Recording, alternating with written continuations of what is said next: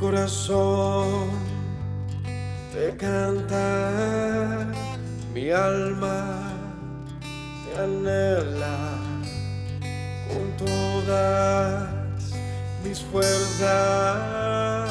Te amo, roca eterna, tú eres mi esperanza, mi gloria, mi fuerza.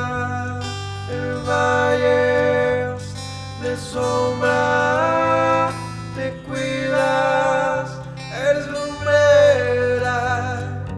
Tú eres fiel, no me dejarás de la muerte y me levantarás. En tu palabra puedo confiar. Tú eres fiel, no me dejarás de la muerte y me levantarás. En tu palabra puedo confiar. Eres fiel.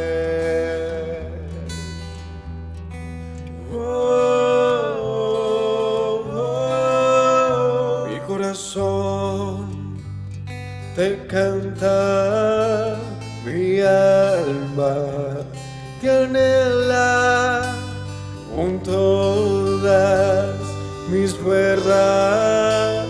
Te amo, roca eterna, tú eres mi esperanza, mi gloria, mi fuerza. En valles de sombra te cuidas, eres lumbrera. Tú eres fiel, no me dejarás de la muerte y me levantarás. En tu palabra puedo confiar. Tú eres fiel, no me dejarás de la muerte y me levantarás. En tu palabra puedo confiar. Eres fiel, eres fiel. Tú eres fiel, no me dejarás de la muerte y me levantarás. En tu palabra puedo confiar.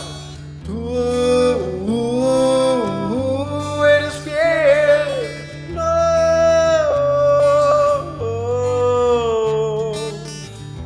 de la muerte y me levantarás. En tu palabra puedo confiar. Tú no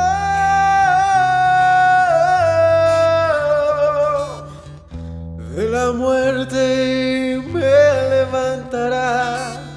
En tu palabra puedo confiar. Eres fiel, eres fiel. Tú eres fiel, no me dejarás de la muerte y me levantarás. En tu palabra puedo confiar.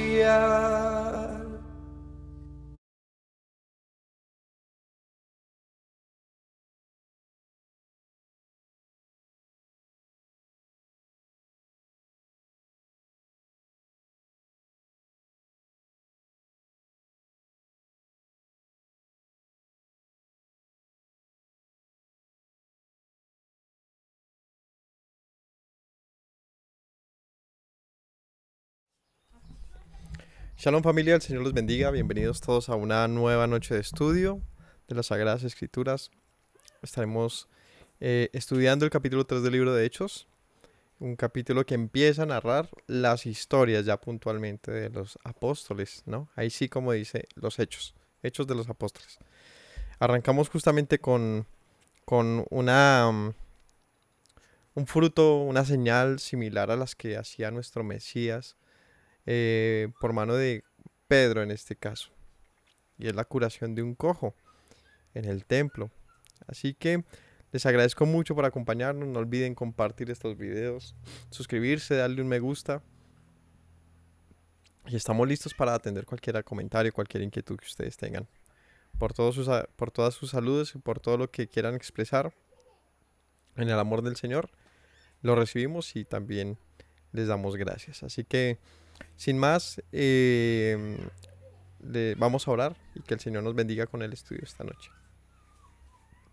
Padre bueno, te doy gracias porque nos instruyes todo el tiempo, porque no falta tu palabra en nuestros hogares. Con sabiduría nos has hablado, Señor, y no se ha acortado tu palabra para instruirnos en el bien, Señor, en lo que es justo, en lo que es recto. Te agradezco, Padre, porque no te olvidas, no te apartas de tus hijos, Señor. Con amor constante nos has amado. Llénanos hoy de verdad, Señor, en lo que estamos aprendiendo, y que tu amor, Señor, inunde todos nuestros corazones, te lo ruego, en el nombre de Yeshua. Amén. Bien, vamos al capítulo 3. Un saludo para los que se conectan, para los que se reportan, y este mensaje dedicado para mis hijos también, el día que deseen tomar esa responsabilidad, cuando tengan la edad o cuando sean movidos en su corazón de buscar al Señor, como todos lo hacemos, tengan esto en sus estudios. Es mi deseo, ¿no? Que si van a estudiar mis hijos o mis descendientes o mi familia o quien sea, pues lo pueda hacer de mi voz, que uso para anunciar el evangelio de mi Dios. Capítulo 3, versículo 1 del libro de Hechos dice: Pedro y Juan subían juntos al templo a la hora novena, la de la oración. Bien, como les mencionaba hace un instante, empiezan los hechos de los apóstoles, puntualmente episodios tipo historia que se narran como crónicas, pero con un sentido de relato muy muy bonito.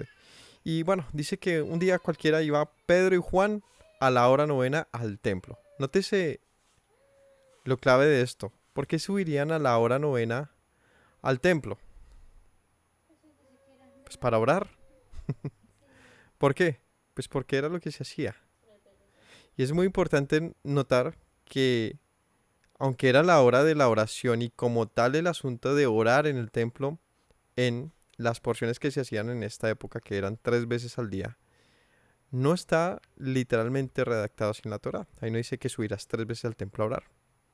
Sin embargo, sí, por tradición se había instituido tres momentos de oración que correspondían al tiempo de las ofrendas, que es otra cosa, o estaban vinculadas con el tiempo de la presentación de las ofrendas, en lo particular la de la mañana. Pero es curioso que pues ver esto, que son detalles completamente naturales de un pueblo. En este caso el pueblo judío, que para la hora novena, pues seguramente se presentaban muchas ofrendas, pero también el pueblo se reunía a orar. Sí, sino que 3 veces al día, ¿no? Entonces vamos a hacer el conteo de los tiempos de oración, sí, sino que digo que la que se anuncia en la escritura, digamos, el tiempo de la ofrenda, esa es la de la mañana y la de la tarde, ¿sí? Es lo que quería como decir, que particularmente ese mandato no dice que suban a orar, pero sí se relacionó, pues la oración es algo que también que se ofrece, es algo que se eleva, está muy relacionado, y podría también ser una tradición que nace o se fundamenta quizás en Daniel elevando su oración hacia el templo cuando estaban en Babilonia.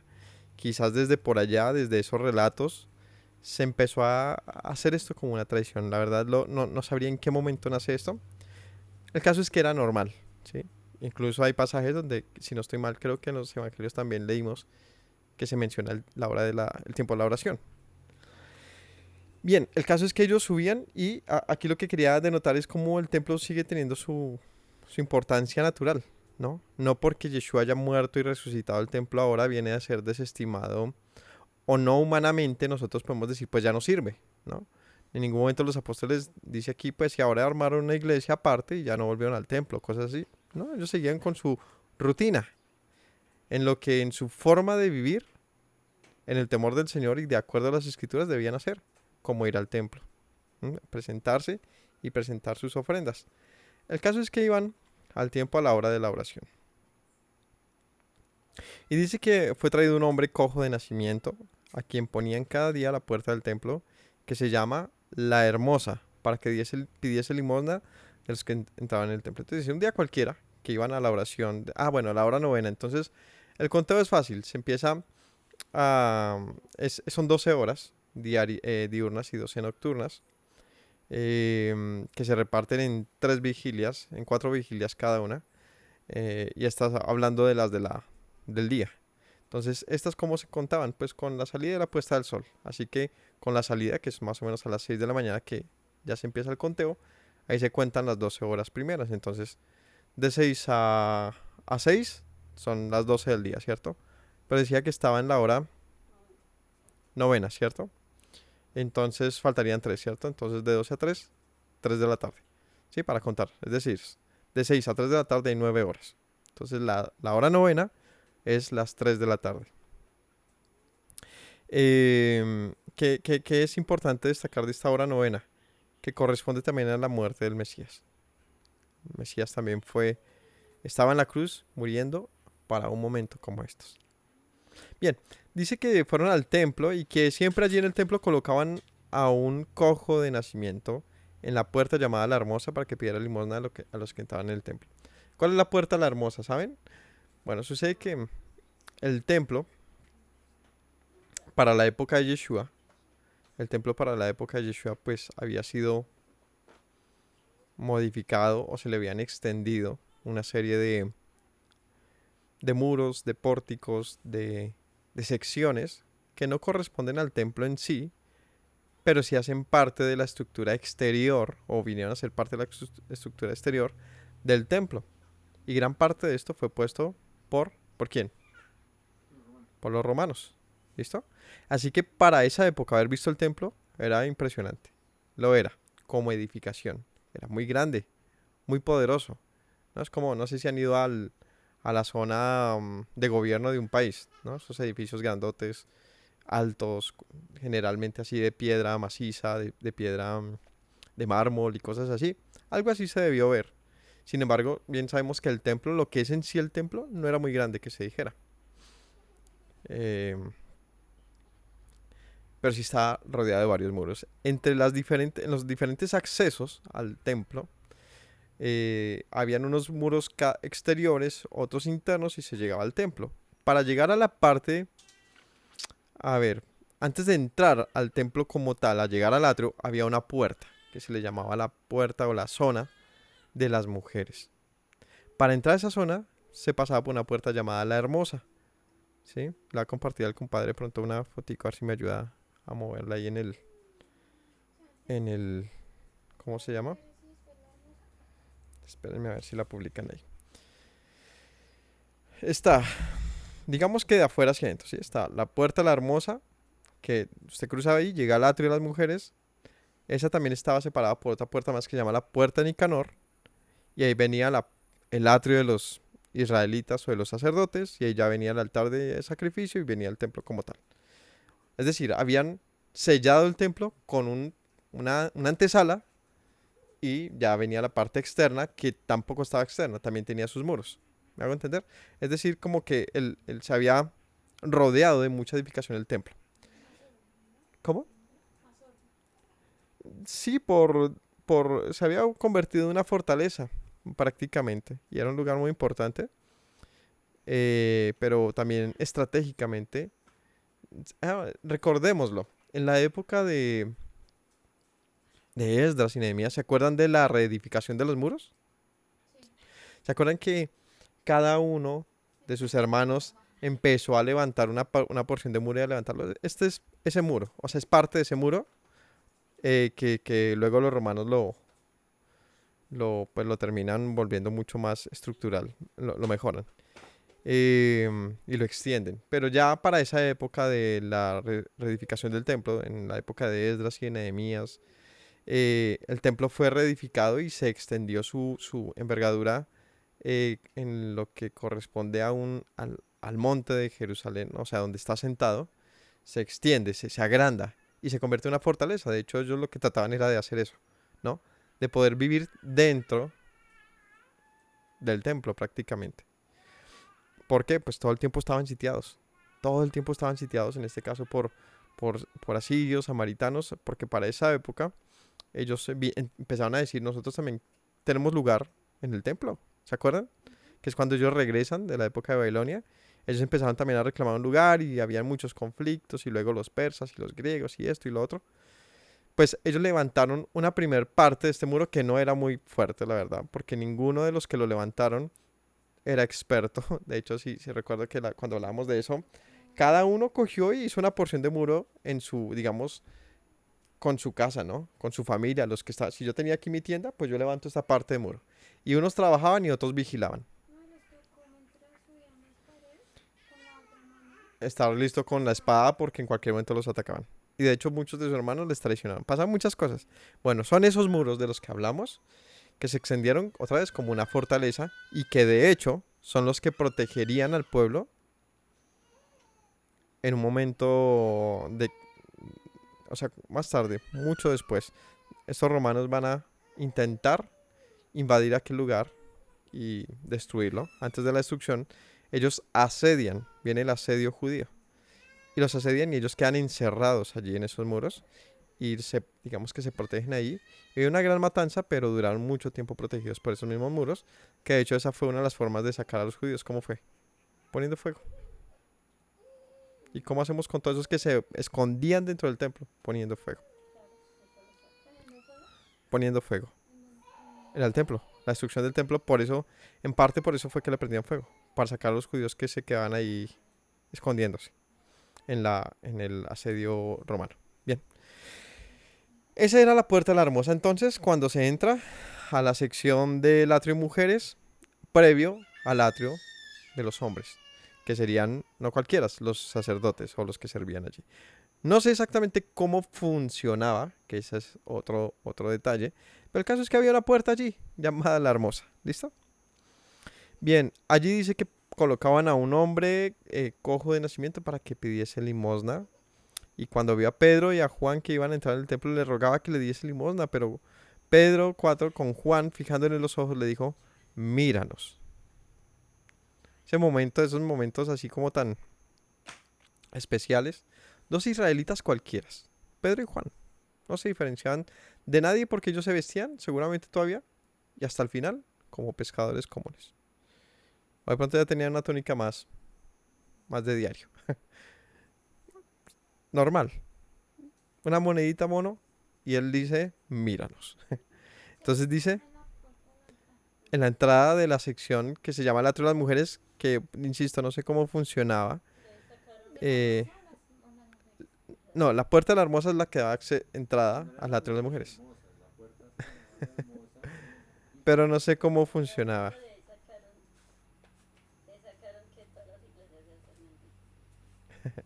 Entonces, este se hace, sí, de pronto, no de ahí, sino quizás siempre ha habido gente pidiendo misericordia en la puerta de los templos. Porque pues, tiene sentido, ¿no? Quien se acerca ahí, ¿qué es, se supone? Gente piadosa, ¿no? Misericordiosa y encuentra la oportunidad de hacer el bien. Entonces es una buena, una buena ubicación. Bueno, el caso es que Pedro le dice, míranos, y él estuvo atento esperando a ver qué van a decir, listo, él esperando dónde se está metiendo la mano, a ver qué me va a pasar. Y Pedro le dijo, no tengo plata ni oro, pero lo que tengo te doy. En el nombre de Yeshua, el Mesías de Israel, Yeshua de Nazaret, levántate y anda. Imagínese Pedro movido, ¿qué le movió a decir eso, no? ¿Qué habrá movido a Pedro para decir algo como esto? No, no creo que sea fácil uno de momento ver a alguien, me regala una monedita y uno de entrada decirle levántate y anda. ¿Qué movió a Pedro a hacer esto? La fe. ¿Cuál fe? Pues de lo que Yeshua les había dicho. Señales como estas que yo he hecho ustedes van a hacer. Así que Pedro no tenía nada que perder y todo por ganar, porque había recibido una instrucción y un mandato de Yeshua y una promesa. Yeshua les dijo, estas señales les van a seguir. Dependería de ellos, pues, haberlas aprovechado. Y es justamente lo que vamos a ver en Hechos de los Apóstoles, que ellos tuvieron la fe para seguir los pasos de Yeshua, no solamente en su doctrina, en sus palabras, sino también en lo que él les instruyó. Porque al final de cuentas, ellos podían practicar muy perfectamente la Torah y lo que fuera, pero si no le hubieran obedecido en lo que les ordenó, no servían como apóstoles. Habrían sido hombres justos, bien, pero él les instruyó algo particular y es que vayan y hagan discípulos, empezando desde Jerusalén hasta el fin del mundo, pues. Así que de ellos dependía poner en práctica, pues, el poder que Yeshua les había conferido eh, en su mandamiento cuando se fue, ¿no? Así que Pedro le dice, yo no tengo plata ni oro, no soy un hombre rico, no soy pudiente, pero si quiero darte algo en el nombre de Yeshua, levántate y anda. Importante destacar, pues lo que Yeshua les había dicho, ¿no? Ustedes no han pedido nada, pero todo lo que pidan al Padre en mi nombre, lo recibiréis. Y eso hace Pedro en este momento, en el nombre de Yeshua de Nazaret, levántate y anda. ¿Qué quiere decir esto? Que Pedro no hablaba por su propia cuenta, no intentaba impresionar a nadie, ni abusar de un poder, sino él decía, esto lo hago en el nombre de Yeshua, porque yo también lo vi levantar cojos, paralíticos, levantar muertos, curar a todo tipo de personas para demostrar el poder del Altísimo y hacerle saber al mundo que él era enviado de parte del Señor. Así que en su nombre, en el poderoso de Israel, levántate y anda. Le tomó por la mano derecha, le levantó y en el momento se le afirmaron los pies y tobillos. Imagínense ese momento sobrenatural, real. Dice que se puso a saltar, se puso en pie, anduvo y entró con ellos en el templo andando, saltando y alabando al Señor. Un momento espectacular para el hombre. Imagínese uno estar toda la vida mendigando, eh, enfermo y pues bueno, también hay que saber que una persona que lleva así toda la vida, ¿sabe qué pasa? Que está acostumbrado. O sea, esa es su vida. Está acostumbrado y demás que ni le dolía nada, pero es mendigar. Es vivir en el suelo, es vivir de la misericordia a los demás hasta que el Señor mostró su misericordia y fue para una sanación completa. Un hombre que solamente podía llegar hasta la puerta porque buscaba entre la misericordia de la gente pues su pan diario, ¿no? Su, su bienestar. Pero el Altísimo que todo lo ve y que sabe por qué lo sana a él de tantos enfermos que seguramente habrían, lo hace públicamente y en el templo. Esto es un evento muy importante, ¿no? No es lo mismo sanar a alguien allá en un barrio X que nadie conoce, en un callejón, a hacerlo en la hora de la oración. ¿Sabe qué pasa en la hora de la oración? Pues que había un montón de gente, porque todo el mundo estaba subiendo a orar. Imagínense que está subiendo toda la gente que está en su momento de devoción y ven un milagro como esto. Yo creo que era el momento más oportuno para algo como ello. Para decirle a un hombre, levántate para que puedas presentarte delante del Señor. Dice que entró adorando, alabando al Señor y la gente que dice, le reconocía a la gente que era el que se sentaba a pedir limosna a la puerta del templo de la hermosa. Se llenaron de asombro y espanto por lo que había sucedido. La gente quedó como atónita. ¿Qué acaba de pasar? Pues han visto a alguien que toda la vida hayan visto, o sea, conocen a alguien que hayan visto toda la vida sentado pidiendo limosna o algo en un mismo lugar. Yo sí recuerdo por ahí en Fontibón, no sé si algún día me escucha, hay un hombre que se sienta, no sé si todavía lo haga, pero sí lo vi por muchos años, al frente de lo que fue alguna vez Cafam. y tenía sus piernas no eran muy delgadas, no tuvo músculo, lo que quiere decir es que ya mucho tiempo sin poderlas mover. No sé cuál fuera su problema, pero siempre le vi ahí sentado, siempre, siempre, y era normal. O sea, digo normal, es que era su forma de trabajo. O sea, así se ve, sin querer ver nada negativo de eso, sino tiene que buscarse su plata, normal. Y una forma es acudiendo pues a la misericordia, a la compasión de la gente. No tengo ni idea de cómo vive su familia, lo que sea. Y no sé si todavía está ahí porque hace mucho tiempo no paso por ahí. Pues sí recuerdo que de niño, porque la iglesia donde yo asistía quedaba ahí cerca, siempre que salía, o iba con mis papás al mercado, cualquier cosa, iba al colegio, lo que fuera, pasaba y ahí estaba el Señor. Y, y con la misma, ya la gente lo conoce, ¿no? Don no sé qué, buenos días, ¿qué tal? Y ya le hablan a la gente como si fuera el tendero de una tienda, o sea, con todo, con cariño, con la buena onda y tal. Eso pasa cuando conoces a un tipo de toda la vida que tú sabes es que está enfermo, no se está haciendo, no es, acaba de llegar, no está abusando de la gente, no, pues no puede, eso no tiene más que, digamos que, claro, cualquiera le diría levántese y trabaje o haga otra cosa, pero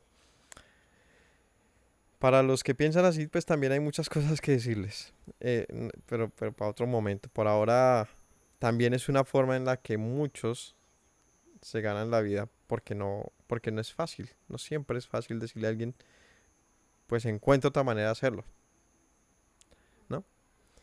Le ha funcionado así, le funcionó así y es válido. Es decir, a mi modo de entender, también se vale, porque, porque lo que está haciendo simplemente es mostrar una condición que es muy complicada y que ninguno de nosotros quisiera tener. Ninguno de nosotros quisiera estar sin piernas y esperando que le digan a uno, pues vaya y busque empleo. Y claro que de más que puede que encuentre, pero tampoco es fácil porque ya cuando te ven que no tienes alguna capacidad, ya entras a alguna lista diferente o ganas menos. La gente que tiene algún tipo de discapacidad no la pasa tan bien, no es tan chévere. Y ahí sí es donde se ve este asunto de la... Sí, pero de la inclusión. La inclusión social debería tenerse en cuenta en esos sentidos. Se habla mucho de la inclusión y tal, sí, pero muéstrame la inclusión con el montón de gente que tiene dificultades, como ciegos, inválidos, gente en su silla de ruedas, gente sorda, etcétera. Todo en la sociedad debería estar atiborrado de opciones para ellos, porque es que están a la vuelta de que en la familia siempre hay alguien con algún tipo de discapacidad complicada de este tipo y no la tiene fácil. ¿Cómo va el trabajo? ¿No? Pues le toca mirar qué hace. Uno dice eso, ¿no? Es que esa es la olímpica, la gente, pues que busca empleo. Hay gente que ha salido adelante, hay gente, etcétera, ¿no? Pero el tipo está ciego, listo, que se acostumbra al trabajo, pero le salió empleo, él vive en Bosa y le toca ir hasta el centro, yo qué sé. ¿Y será fácil lidiar con agarrar el transporte cuando eres ciego? No, pues que busque algo cerca, te lo van a dar. O sea, es en serio que tú preguntaste y soy ciego, me das trabajo y te lo van a dar. Ahí es donde debería haber inclusión toda. Y debería haber leyes que de alguna manera obliguen que si él tiene las capacidades para ejercer un trabajo que se está solicitando, deba ser contratado. Si lo puede demostrar, obviamente, ¿no? No se trata de contratar por contratar, pero tampoco discriminar por discriminar. Entonces, bien, un pequeño comentario ahí. El caso es que este hombre estaba así y seguramente discriminado, como la mayoría de personas que con discapacidad están en la vida, ¿no? Recordemos a la mujer del flujo de sangre que tenía una enfermedad que el pasaje nos hace pensar que sí, seguramente ella tenía como, pues no solamente como impura por su impureza, sino allá segregada un poco y tenía que lucharse, ir a alcanzar al maestro. Así que los enfermos, los lisiados, los pobres, hay una separación social importante que actualmente se ha generado un poquito más de conciencia, pero esto tiene muchas épocas difíciles. Y en otras épocas y en otros momentos ha sido mucho peor para ellos, para las mujeres, para los negros, para los homosexuales, para todo mundo que no cumple con algunas cualidades que vemos como comunes, siempre ha sido difícil. Lo que ha generado un odio social, punto tal, que se han revolucionado. Y ahora se exige cosas que también van para otro lado, mejor dicho. Y es muy complicado. Es muy complicado. El caso es que ¿a quién se debe clamar sino al Señor? Quien puede tener compasión de uno en su condición para sanarlo, para transformarlo, para cambiarlo. Porque si uno espera eh, simplemente imponer algo, pues todo va a ser siempre a la fuerza y no siempre va con los mejores resultados. Pero cuando uno reconoce su condición, la que tiene actualmente, y se da cuenta que hay cosas que sí son un relego social, son violencia, son rechazos, son, bueno, muchas cosas, pero hay cosas que sí lo hacen que uno se separe de la gente porque uno tiene que cambiar. Y ahí es donde uno tiene que dejar de mostrarse como un enfermo y empezar a dar un fruto de un hombre sano, ¿no? De una mujer sana. Así que este hombre quizás estaba muy cómodo a la entrada, simplemente pidiendo la misericordia de la gente, pero faltaba lo que quizás él nunca esperó que pasara y es que el Señor lo mirara y le transformara de un hombre muy enfermo o lisiado simplemente a un hombre completamente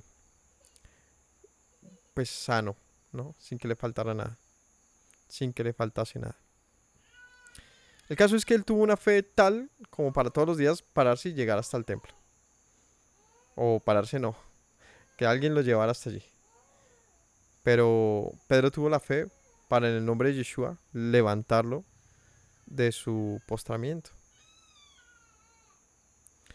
Y dice él, viendo Pedro esto, respondió al pueblo: varones, ¿por qué os maravilláis de esto? ¿Por qué ponéis los ojos en nosotros como si por nuestro poder o piedad hubiésemos hecho andar a este? El Dios de Abraham, de Isaac y de Jacob, el Dios de nuestros padres, ha glorificado a su Hijo Yeshua, a quien vosotros entregasteis y negasteis delante de Pilato, cuando éste había resuelto ponerle en libertad. Entonces, la gente se impresionó de ellos, naturalmente. Pues imagínense. Pues dice, antes de que se pongan a mirarnos a nosotros, no lo hicimos por nosotros mismos, sino que el Dios de Abraham. Inmediatamente cita lo que el pueblo conoce y les dice, no se equivoquen, el Dios de Abraham, es decir, nuestro Dios, el de Isaac y de Jacob, Dios de nuestros padres, glorificó a Yeshua, a quien ustedes entregaron y negaron delante de Pilato cuando éste había resuelto poner en libertad. ¿Se acuerdan del Mesías? El Mesías de que resucitó, que ha muerto, que ustedes entregaron para que fuese muerto. Pues este era el hijo de Yahweh. ¿Qué es Yahweh? El Dios de Abraham, de Isaac y de Jacob.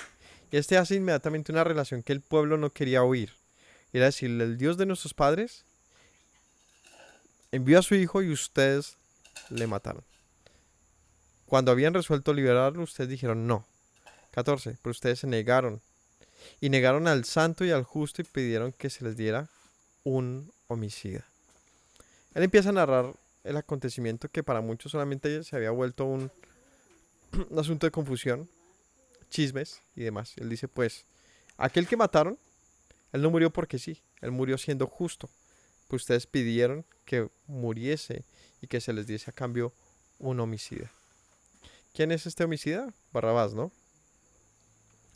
Que fue intercambiado por Yeshua, una persona justa, que fue acusado de blasfemia. Esa fue la acusación de él. De, de mover las masas, ¿no? ¿Cómo es que le llaman a eso? ¿Cómo? Sedición, de revolución. Pero cuando habló con Pilatos, se demostró que él no tenía nada de eso. O sea, que no era... Claro, él fue revolucionario, pero su revolución fue completamente pacífica y nunca fue en contra de los gobiernos, sino fue en contra del pecado, literalmente. Fue en contra de la forma de pensamiento, fue en contra de uno mismo. Fue examínese y vea si usted está en error o no. Y conviértase y cambie. Esa fue su gran revolución, que es la mayor de todas. Porque no fue contra un enemigo externo, fue contra uno mismo. Fue una gran revolución en ese orden de ideas. Grandísima, grandísima. Y bendito es Él por hacer estas cosas tan impresionantes. Impresionantes. al punto que la única manera de haberlo podido entregar y darle muerte fuera a punta de mentiras y a punta de un odio público que le tuvieron por no pensar como el resto o no aprobar al resto. Y a ese resto me refiero a los líderes de la época. Mataron al autor de la vida. Uf, eso suena tenaz. A quien Elohim ha resucitado a los muertos, de lo cual nosotros somos testigos. Y nosotros, dice el apóstol, somos testigos de que aquel a que ustedes entregaron para morir, resucitó. Porque Él es el autor de la vida. ¿Qué significa el autor de la vida? ¿Qué es un autor? El autor es un creador, ¿no? Es alguien que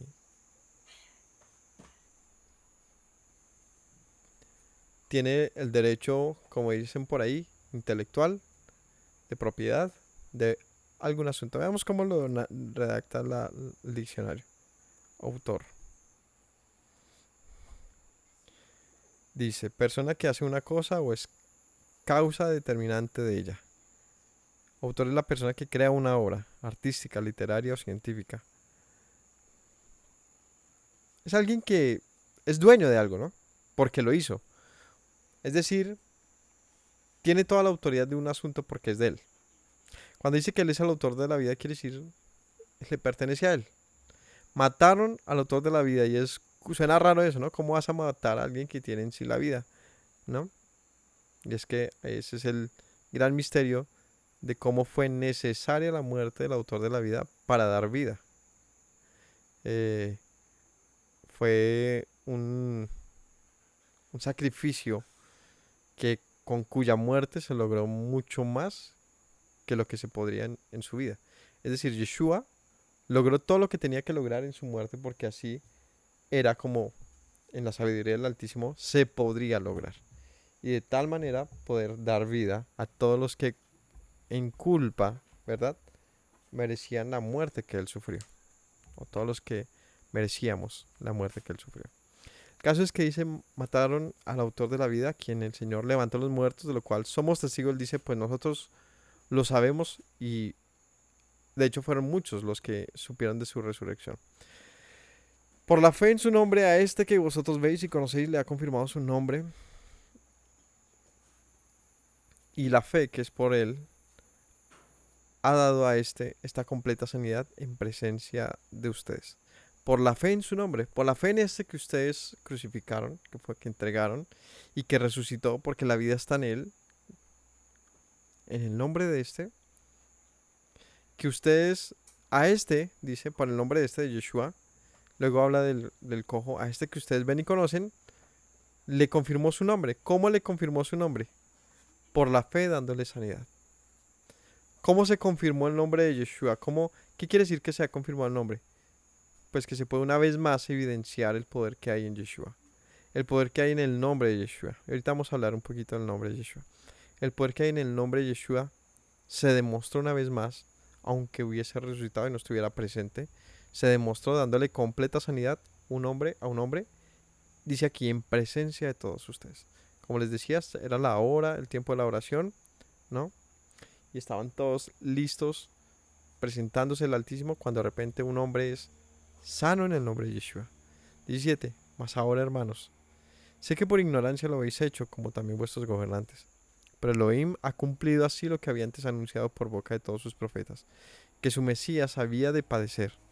Así que arrepentíos y convertidos para que sean borrados vuestros pecados, para que venga a la presencia del Señor tiempos de refrigerio, y Él envía a Yeshua HaMashiach, el Mesías, que os fue antes anunciado, a quien de cierto es necesario que el cielo reciba hasta los tiempos de la restauración de todas las cosas, de que habló Elohim por boca de sus santos profetas, que han sido desde tiempo antiguo. Entonces, ¿qué dice Pedro? Ustedes hicieron esto, y él empieza así como brusco, pero se suaviza y dice, pero sé que lo hicieron con ignorancia. ¿Por qué? ¿Porque era necesario suavizarse para que el discurso entrara? No, porque era la verdad. Porque el pueblo no... O sea, ¿qué pasó con el pueblo? Pensemos por qué el pueblo entregó al Mesías para que muriese. ¿Por qué lo hicieron? ¿Por qué ninguno se levantó y una resistencia y tal? ¿Por qué? Porque dudaban que fuera el Mesías. Quizás la pregunta era, ¿valdrá la pena nosotros meternos ahí cuando quizás Roma nos acabe a todos por nosotros ponernos ahí pues a defender a una persona? Quizás simplemente fueron movidos por la propaganda de difamación de Yeshua. Quizás fueron simplemente movidos por la ignorancia y por la arrogancia también. Por el circo que esto era. Por ignorancia, dice Pedro. Hicieron esto. Así como sus gobernantes, y en este caso a los gobernantes, ¿a quién se refiere? A los sacerdotes. Y dice, ustedes y los que lo entregaron, sé que lo hicieron por ignorancia. Porque quizás ninguno estaría dispuesto a matar al Mesías. ¿Usted cree que alguien, sabiendo realmente que Yeshua era el Mesías, le habría dado muerte? ¿Lo habría entregado? No, lo habrían proclamado. Pero dice, en ignorancia lo hicieron, porque no le creyeron. Pero esto pasó así porque fue anunciado por los profetas que el Mesías habría de padecer, y vemos algunos de los pasajes como el de Isaías 53, donde se menciona el padecimiento del Mesías, ¿no? Por causa de su pueblo, que se los recomiendo para que lo lean. Así que arrepentidos, convertidos para que vuestros pecados sean borrados y perdonados.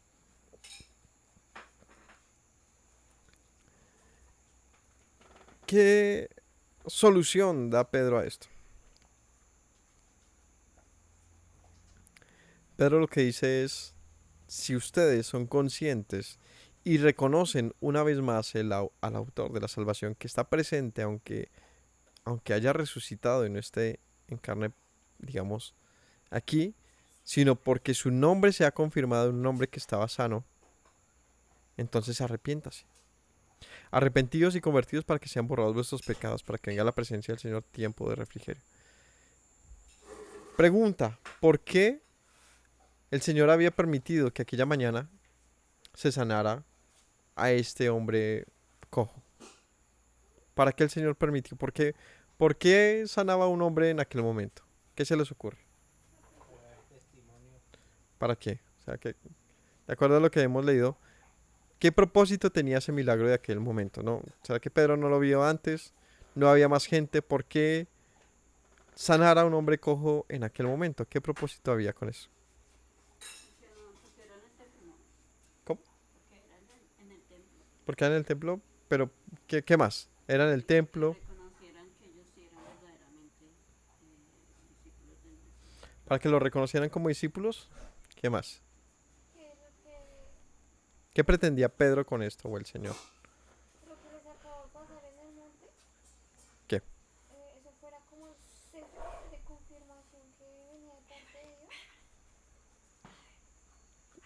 ¿Cómo así? Para confirmarle a quién. Pero ¿será que ellos estaban ahí presentes? Sí, los que dicen para que de pronto los que habían estado presentes en el día del Pentecostés, del derramamiento del Espíritu, de pronto estaban aquí, pues necesitaban ver un evento de este tipo, una señal para ser confirmados. ¿Saben cuál era la razón de que pasó esto en aquel momento?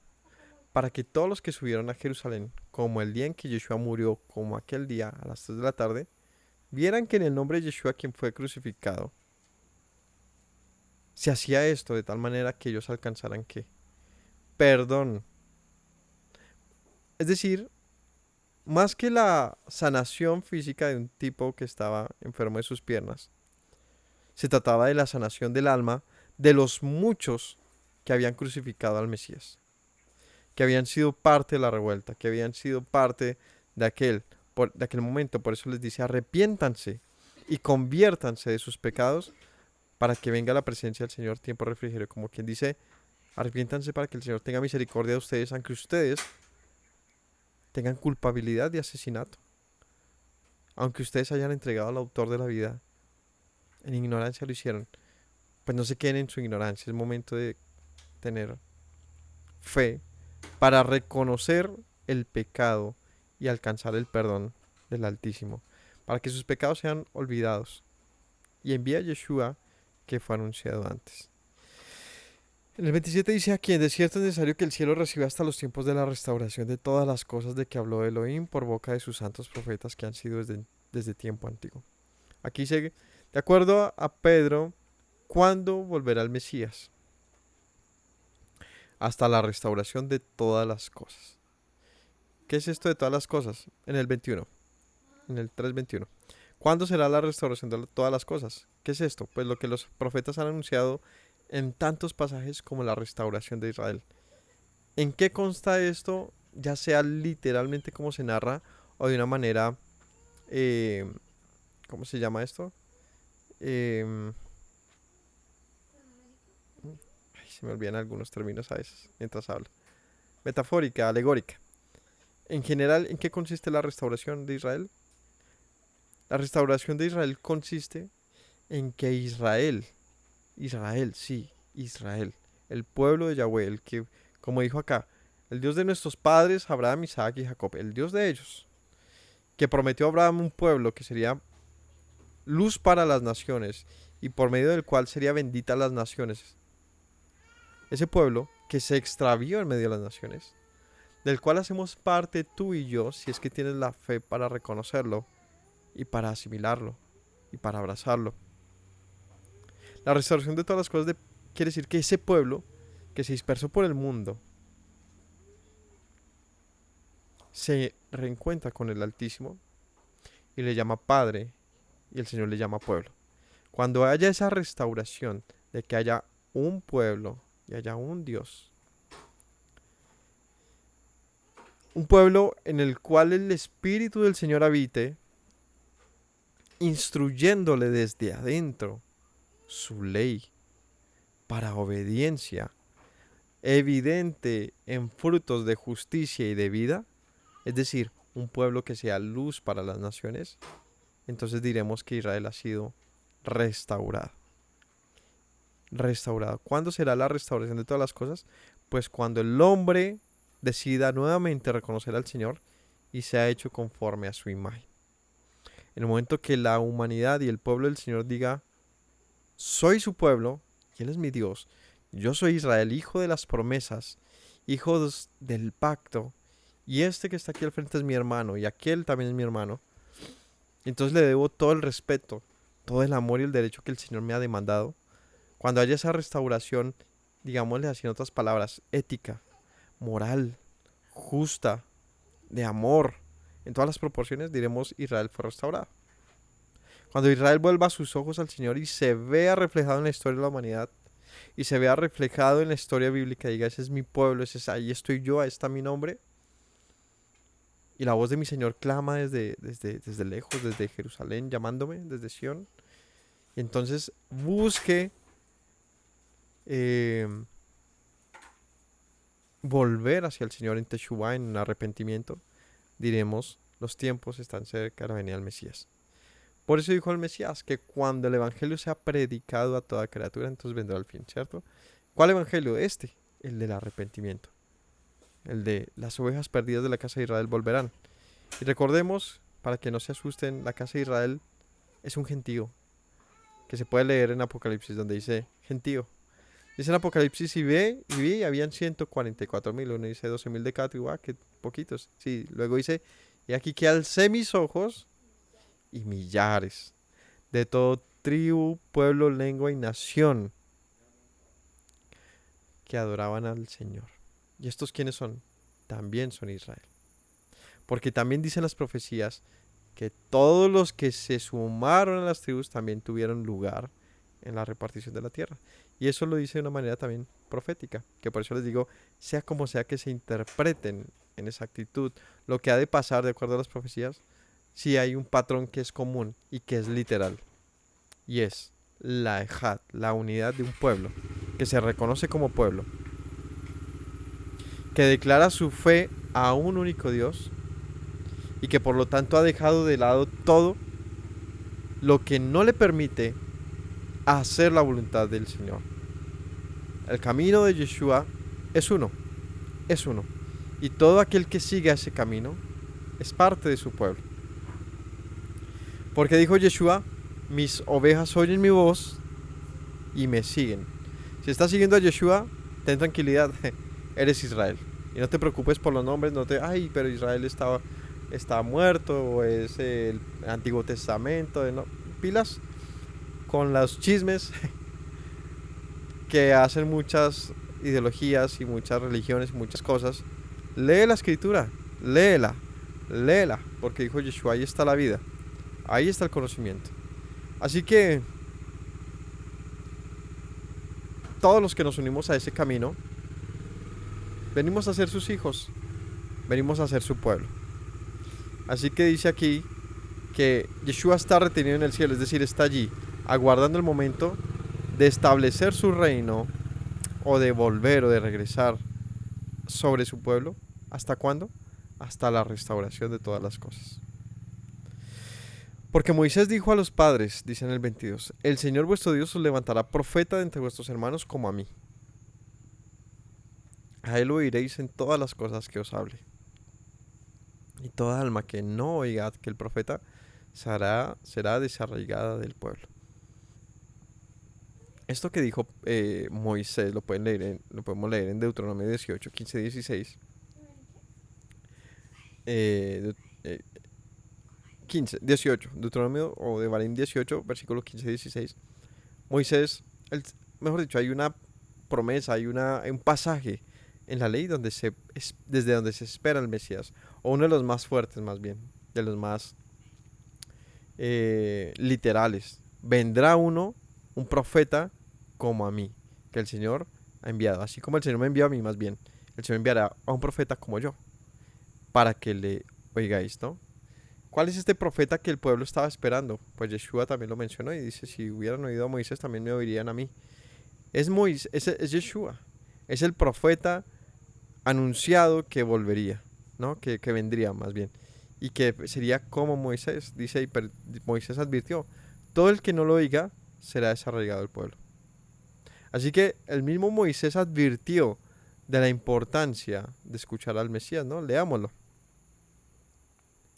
En Deuteronomio 18, versículo 15.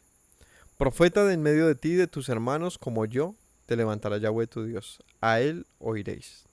Conforme a todo lo que pediste a Yahweh tu Elohim en Horeb, el día de la asamblea, diciendo, no vuelva yo a oír la voz de Yahweh mi Dios, ni vea yo más este gran fuego para que no muera. Yahweh me dijo, han hablado bien lo que han dicho. Profeta les levantaré de en medio de sus hermanos como tú. Pondré mis palabras en su boca, les hablaré todo lo que yo mandare. Mas a cualquiera que no le oyere mis palabras, que él hablar en mi nombre, yo le pediré cuentas. Tenaz, ¿no? El Señor pediría cuentas a cualquiera que no oiga a este profeta. Y Pedro está diciendo, pues este profeta ya se manifestó. ¿Quién es el profeta de quien habló Moisés? Pues eso es lo que Pedro les está demostrando. 24. Todos los profetas desde Samuel en adelante, cuantos han hablado, también han anunciado estos días. Vosotros sois los hijos de los profetas, del pacto que hizo el Señor con nuestros padres, diciendo a Abraham, en tus simientes serán benditas todas las familias de la tierra.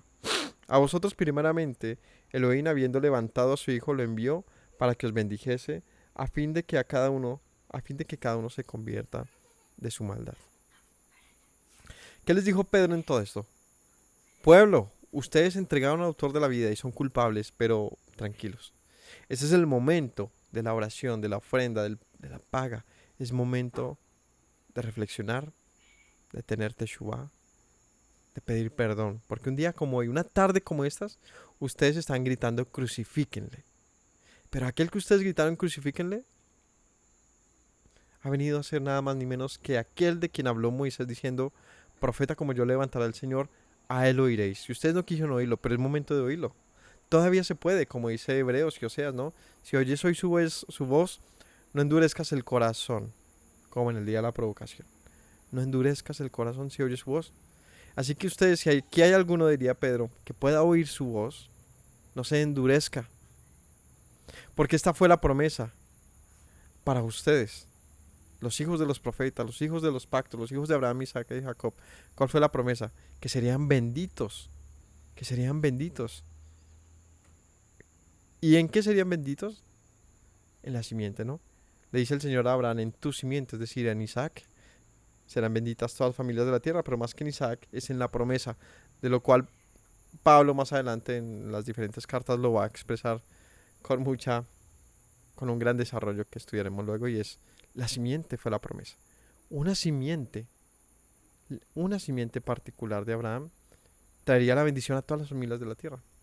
Está hablando de Yeshua una vez más. A vosotros primeramente el Señor, habiendo levantado a su Hijo, lo envió para que los bendijese, a fin de que cada uno se convierta a su maldad. Dice, pues ustedes son muy benditos, familia.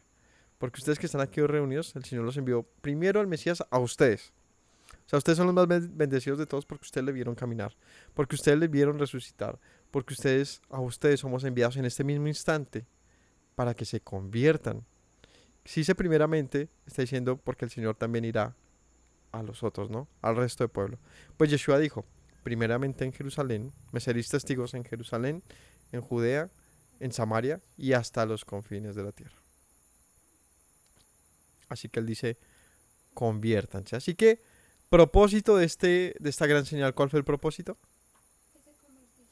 Que ellos tuvieran esta opción de arrepentimiento. No sé cuánto tiempo había pasado, pero era el momento de salvar a muchos. Salvar a muchos. Por eso dijo bien Yeshua, ¿no? Señales mayores a las que yo he hecho harán ustedes. ¿Cuál fue la mayor señal que hicieron acá? Pues uno diría, pues también Yeshua sanó a este cojo, a un cojo como este, ¿sí? Pero Yeshua con toda su predicación no logró que cientos y miles de personas se convirtieran en un momento de predicación como Pedro, Juan y los apóstoles lo hicieron por el poder del Señor, claro, y por todo lo que Yeshua había preparado como una antesala, el Altísimo había hecho en lo que corresponde a la muerte y resurrección del Mesías. Todos estos hechos históricos y todo lo que Yeshua lo hizo se convirtió simplemente en ese contexto que necesitaban estos apóstoles para que con una palabra bien puesta convirtiese el alma de muchos. Así que, ¿qué les dice? Son benditos, porque el Señor lo envió este Yeshua para que usted se convierta de su maldad. Se convierta de su maldad. Propósito, ¿qué era lo grande de este momento? La conversión de muchos, que entendieran que eran culpables, no solamente de todas sus transgresiones en su vida, sino también de haber desestimado al Mesías y al dador de la vida. Pero Pedro dice, pero todavía hay esperanza, no se afane. También dijo Yeshua que anunció de todas estas cosas. Y también, si puso a estos a anunciar el Evangelio, es porque había esperanza para los muchos. Así que les dice, hay paz, hay forma de sanar este gran, digamos, agravio que ustedes cometieron, ¿cierto? Capítulo 4. Hablando ellos al pueblo, vinieron sobre ellos los sacerdotes con el jefe de la guardia del templo y los saduceos, resentidos de que enseñasen al pueblo y anunciasen en Yeshua la resurrección de entre los muertos. Les echaron mano y los pusieron en la cárcel hasta el día siguiente porque era tarde. Después de que pasó esto, ¿qué hicieron los líderes? Dice que los sacerdotes y los guardias y los saduceos se resintieron porque, ¿qué? Pues porque el pueblo no se había reunido donde se reúne generalmente, en el lugar X que lo hicieran, sino se quedaron concentrados en un punto, ¿no? Que habrá sido esta entrada, la hermosa, escuchando a Pedro y a Juan. ¿Y de qué se resintieron? Pasó lo mismo de la época de Yeshua. No vieron el gran milagro de que sanaron a un hombre, sino se molestaron de que estuvieran hablando de este Yeshua, que se hablase de la resurrección de entre los muertos. Les echaron mano, los pusieron en la cárcel y pues los juzgarían hasta el día siguiente porque ya era tarde. Si dice que ya era tarde, podemos pensar que estuvo hablando Pedro unas 3 horas. Si decimos que era tarde es porque si a las 3 se subieron, a las 3 de la tarde fueron para orar y la guardia les cae cuando dice, bueno, ya cuando los metieron pues ya era tarde. Ese tarde no es que necesariamente fuera de noche, sino que no había tiempo para ningún evento más como un juicio o algo así, porque ya era tarde. Yo creo que serían tipo 5 o 6 de la tarde, que es donde ya empieza como a decir todo el mundo, bueno, me voy porque tengo que llegar a mi casa.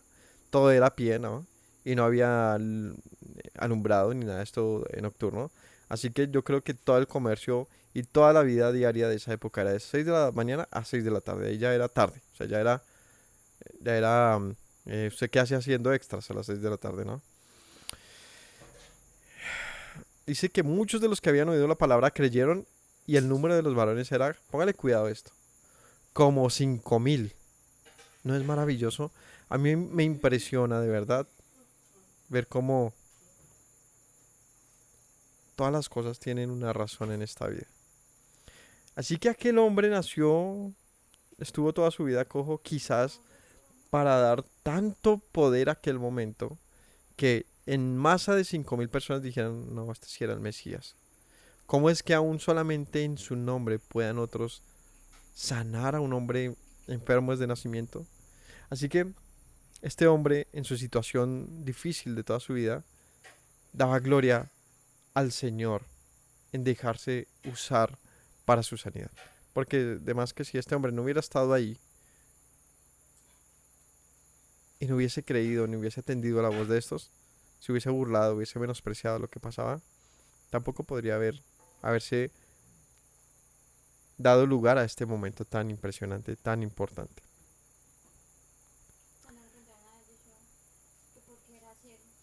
Como aquel ciego de nacimiento, ¿no? Que lo mismo, él dice, maestro, ¿y este por qué es ciego? ¿Quién pecó, él o sus padres? Él dice, pues ninguno.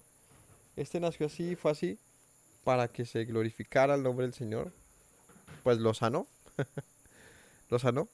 mostrando que lo imposible no es tan imposible para el Señor, es simplemente todo es posible para Él.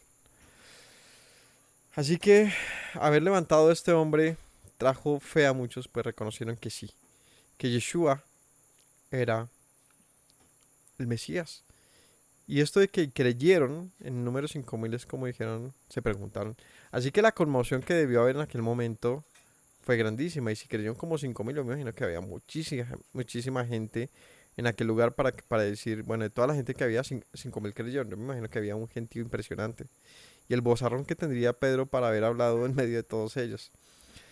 Pero no era necesariamente solamente hablar muy fuerte. Todos vieron.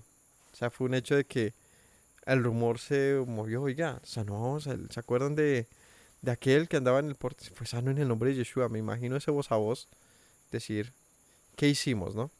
Matamos al dador de la vida, pero está vivo. Pues de lo que ellos se molestaron es que hablase él de la resurrección del Mesías.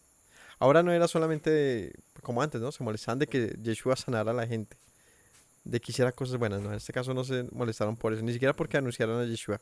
Se molestaron de que hablara de que él había resucitado, de que estaba vivo. Pues esto era mantener la esperanza de que todo sigue igual como cuando él estuvo. Esto era mantener una revolución activa. Hablar de la resurrección del Mesías era decirle a la gente, pues él no está muerto, él está vivo. Así que sus palabras siguen vivas, su autoridad está viva y por lo tanto el pleito entre fariseos y él seguía vivo. Así que si ellos pensaban que moriría por haberlos crucificado, pues están muy equivocados. Esto sería el inicio de algo mucho mayor. Esto fue lo que dio inicio, esto fue lo que estalló más bien todo lo que estaba ahí esperándose como una bomba de tiempo hasta ser accionada, y la muerte de Yeshua y su resurrección activó esto. Así que si Yeshua había tenido pocos discípulos, después de esto se cuenta por miles, ¿no? En un solo instante, 5.000 personas, dice aquí, creyeron. En el 5 aconteció al día siguiente que se reunieron en Jerusalén los gobernantes, los ancianos y escribas, y el sumo sacerdote Anás y Caifás y Juan y Alejandro y todos los que eran de la familia de sumos sacerdotes.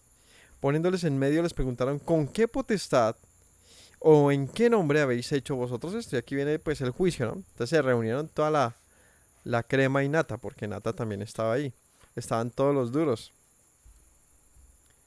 Y esto no se podía juzgar así como así, ¿no? Esto no era cualquier asunto, ¿no? Esto era, aquí nos reunimos todos los duros porque esto nos toca, como dicen por ahí, cortar la serpiente desde la cabeza, ¿no? Arrancar la planta desde la raíz. Eso dijeron, esto no podemos dejar que escale nuevamente. Así que los llevaron directamente a los sumos sacerdotes y les preguntan, empezaron a indagar, ¿no? ¿En qué nombre hicieron esto? Pedro, versículo 8, importante y muy bonito, lleno del Espíritu Santo, lleno de poder. En este momento Pedro, yo creo que estaba flotando. Pedro estaba completamente inspirado por la presencia del Señor, pues Yeshua le dijo, recibirán poder cuando yo me vaya. Estaba tan lleno del poder, la presencia del Señor, que quizás como nunca tenía tanta sabiduría y sintió, debe ser lo más parecido a lo que sentía Yeshua dentro de sí. lleno de la presencia del Altísimo. Pues él, lleno del Espíritu, les dijo: gobernantes del pueblo y ancianos de Israel, puesto que hoy se nos interroga acerca del beneficio de un hombre hecho a un hombre enfermo, y se nos interroga de que de qué manera este haya sido sanado, sea notorio a todos vosotros y a todo el pueblo de Israel que en el nombre de Yeshua, el Mesías de Nazaret. Importante también destacar que Pedro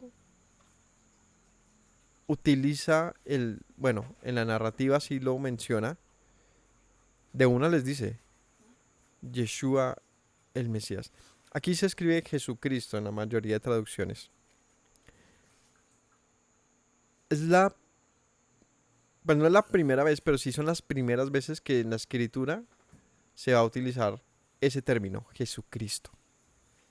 ¿Por qué? Pues no tendría sentido en la época de Yeshua, es decir, cuando él estaba vivo, porque simplemente se narran los hechos de Yeshua. ¿En qué momento se habla de Yeshua el Cristo, el Mesías?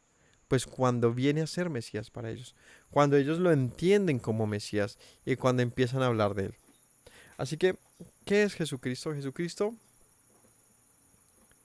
es una palabra, digamos que transformada un poco por las épocas, por los tiempos y por la manera en que se ha comunicado, pero no es realmente un solo término, son dos términos. Es Jesús, el Cristo, que se ha unificado y le llaman Jesucristo y ya se usa como un nombre, ¿no? Como un nombre propio, Jesucristo. Pero esto, ¿cuál es el origen de esto? Pues de las dos palabras Jesús y Cristo, que a su vez vienen de Yeshua HaMashiach, Yeshua el Mesías, Yeshua el ungido. Así que si Pedro le respondió así, esto lo hablamos en el nombre de Yeshua HaMashiach, está diciéndoles que de entrada ya le respondió, esto lo hicimos en el nombre del Mesías de Israel, Yeshua. O sea, como quien dice, no solamente dijo, lo hicimos en el nombre de Yeshua, el que ustedes crucificaron, sino él atestigua delante de todos y, ¿cómo se llama esto? Proclama que Yeshua es el Mesías. Es un agravante, en el sentido que para ellos esto sonaría terrible, ¿no? Que él diga que es Jesucristo, que es Yeshua el Mesías, el nombre en el que ellos lo hicieron es decirles a este que ustedes crucificaron, al Mesías de Israel, pues él en su nombre es que éste ha sido sano. Porque aquí lo dice, ¿no? A quien ustedes crucificaron y a quien Dios resucitó de los muertos, por él este hombre está en vuestra presencia sano. En el nombre de Yeshua, el Mesías, este hombre está sano. Este Yeshua, y empieza a hablar de Yeshua lleno del Espíritu, Pedro. Este Yeshua es la piedra reprobada por vosotros los edificadores, la cual ha venido a ser cabeza al ángulo. Y imagínese a uno cualquiera, a un quizás, ¿no? Iletrado, quizás analfabeta, un simple trabajador, pescador, porque pues como todo siempre han habido clases sociales y el acceso al conocimiento en esta época era muy muy limitado y muy probable que Pedro ni siquiera escribir o no conociese no fuese un hombre, digámoslo así, tan culto como podrían ser los otros como los líderes, ¿no? Seguramente un fariseo, un saduceo, en promedio sí sería un tipo muy estudiado, quizás. Hablara varios idiomas, un hebreo, arameo, griego, un poco de latín, quizás. Así vivía un fariseo promedio. Para un pescador, de más que se resolvía con el arameo y entendía un poco del hebreo. De pronto así era. Porque Pablo, perdón, era uno de estos fariseos, ¿no? Y él narra cómo él había adquirido tanto conocimiento, que incluso estuvo a los pies de Gamaliel. Era un hombre que había adquirido tanto conocimiento y se habla de todos sus títulos, triunfos y todo previo al Mesías. Lo que nos hace pensar que un fariseo en promedio podría ser por ahí, por ahí. Pero Pedro no. Y sin embargo les va a dar una cátedra impresionante, olímpica, estéreo, para que se la disfruten con Maispira. Él dice, este Yeshua es la piedra reprobada por ustedes los edificadores, la cual ha venido a ser la cabeza al ángulo. Uy, ¿cómo así? Sí, pues cuando se hace una edificación de esa época, ¿sabe cómo se hacían las edificaciones de esa época? ¿Ponían una piedra? No, pero ¿cómo se hacían las edificaciones? O sea, ¿cómo se levantaban en general? Había una piedra angular, ¿cierto? Listo. Aquí empezaron por el tema de la cabeza del ángulo. La cabeza del ángulo es una piedra que tenía una dirección particular, lo que marcaba la cara de la casa. ¿Hacia dónde va a estar dirigida la casa? Pues según la piedra angular, si usted colocaba una piedra, digamos, con su ángulo hacia, no sé, ¿qué sería esto? Al noroeste, pues la cara de la casa estaría dando al este, ¿cierto? Según el ángulo que usted pusiera la piedra, pues se marcaba las direcciones, los ángulos de la casa. Esa es la piedra angular. Era una piedra generalmente afilada, ¿no? Que tuviera su, su, su ángulo de 45, de 90 grados, marcándolo, ¿no? Esa es más o menos una piedra angular. Pero dice que Yeshua fue una piedra reprobada por los edificadores. ¿Cómo construían las edificaciones? ¿Cómo? Pues con piedras, ¿sí? Con piedras apiladas. Ujú. Esas edificaciones tan impresionantes que uno ve que hay en esta zona del Medio Oriente y también en zonas precolombinas aquí en América y en el mundo, que han durado tanto tiempo que uno dice increíble que eso esté ahí apilado aún, fue posible justamente a la irregularidad de las piedras. ¿Sabe que lo que le ha dado tanta firmeza a esas piedras es su irregularidad? Es el hecho de que sean tan diferentes entre ellas y que puedan encajar una con la otra, inclusive por su diferencia, es lo que hace que permanezcan tan sólidas hoy en día. Es algo muy bonito. Es como lo que llaman estructuras orgánicas. Que una estabilidad que ni siquiera un muro muy perfecto puesto de ladrillos organizados en la forma tradicional podría lograr mantenerse. Y estoy hablando de las que eran así, de tipo piedra encajada, porque otras son las que sí preparaban como las pirámides. En las pirámides sí fueron piedras que se fabricaron, ¿no? Son piedras que se cortaron, que se labraron, otras eran de barro, etcétera. Pero aquí a lo que se refiere es a una edificación común de piedras apiladas.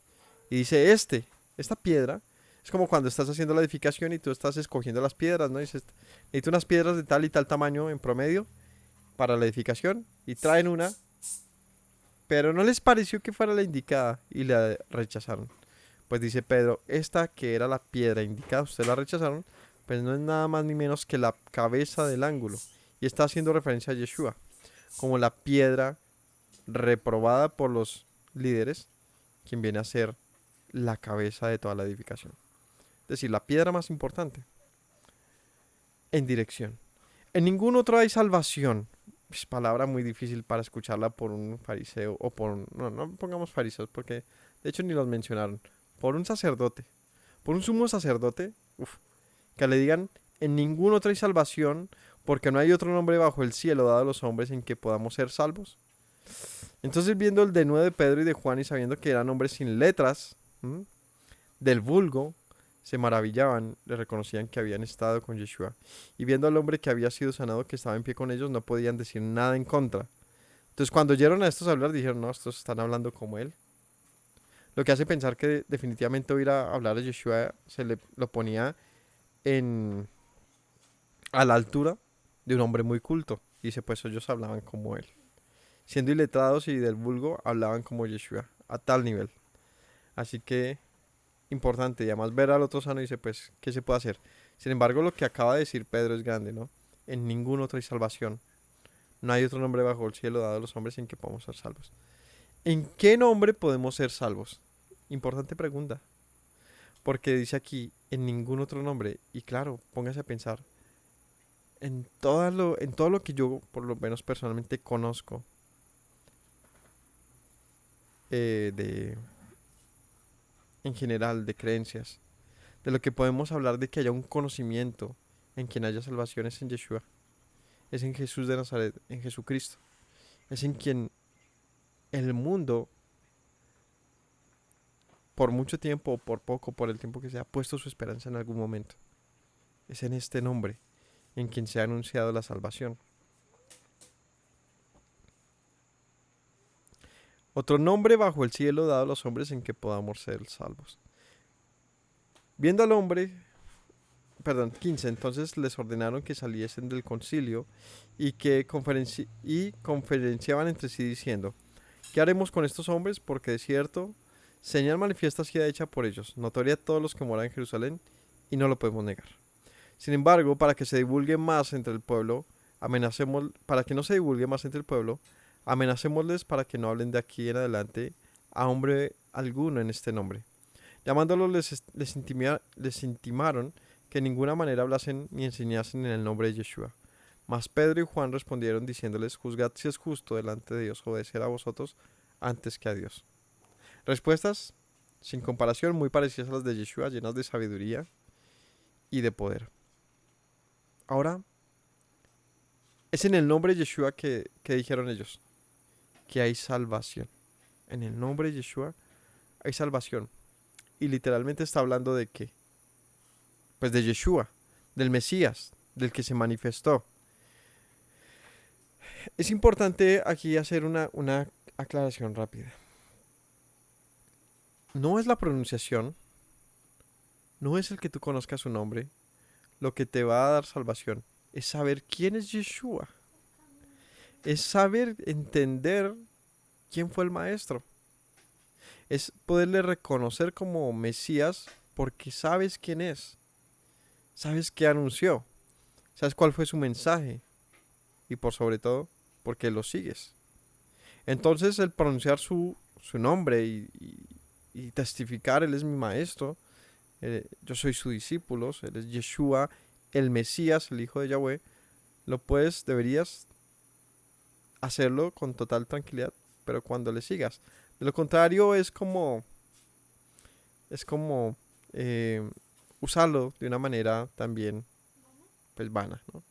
Sin sentido, por tradición, por costumbre, ¿no? No, dejémonos de las costumbres y empecemos a razonar nuestra fe, porque esa es la invitación de la escritura, ¿no? Medite, dice la escritura, ¿no? Bendito aquel varón que no anduvo de consejo de malos, ni en camino de pecadores, ni en sillas escarnecedores se ha sentado, sino que en la Torah medita, está su delicia, en ella medita de día y de noche. Será como árbol plantado junto a corrientes de aguas, que da su fruto a su tiempo y su hoja no cae. El que medita en la escritura de día y de noche, ¿qué es meditar? Pues razonar. Cuando empezamos a entender nuestras creencias y decir, es que yo creo en Él, yo creo que Él es el Mesías, y yo le reconozco como Mesías aunque el mundo le quiera o no creer. Yo creo en que Él manifestó el conocimiento de Yahweh y por lo tanto le obedezco. Entonces tiene valor su nombre, ¿no?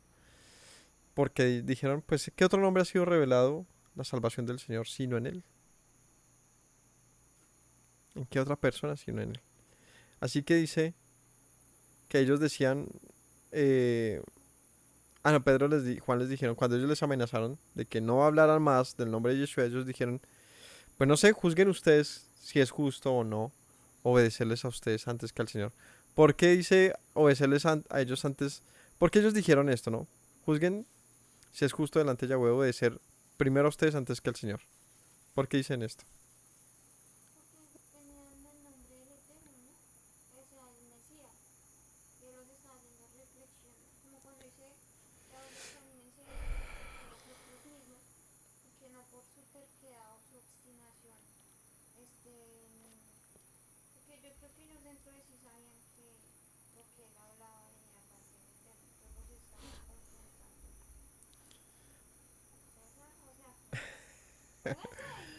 Pero porque él dice es mejor, ¿qué es mejor, obedecerlos a ustedes o al Señor?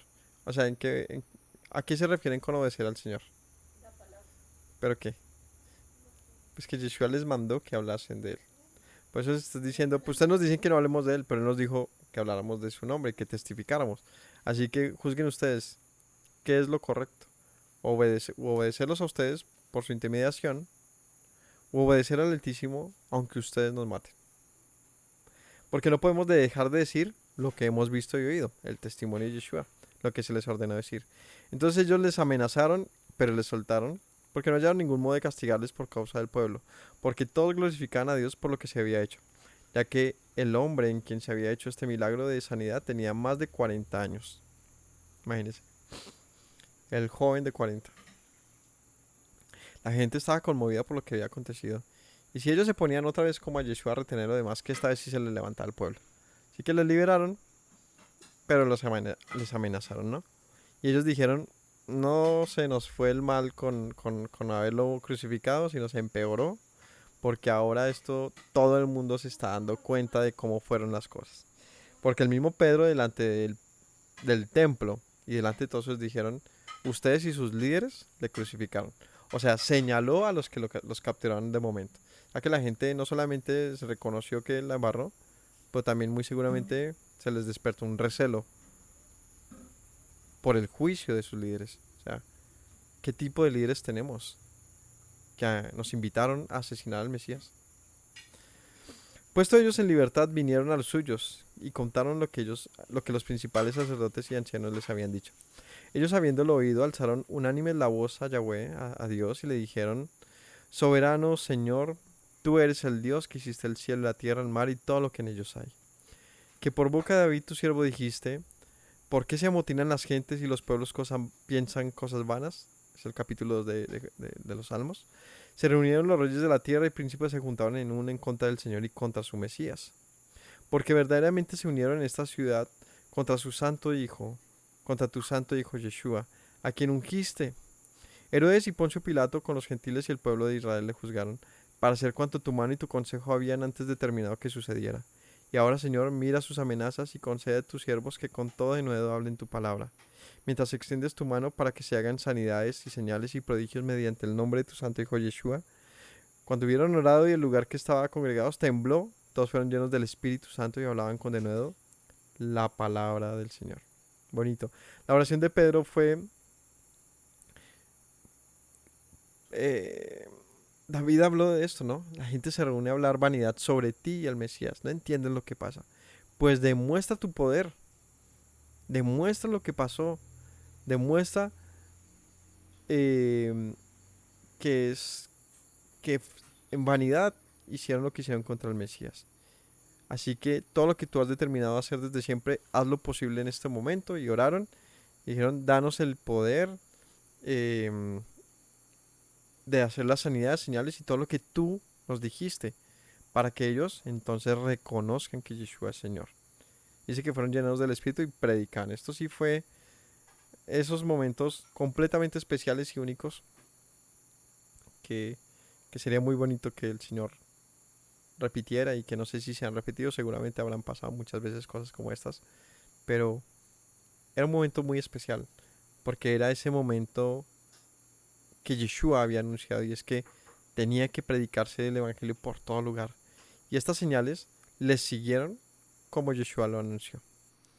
Así que empezaron a hacer todo tipo de señales llenos del Espíritu, llenos de sabiduría.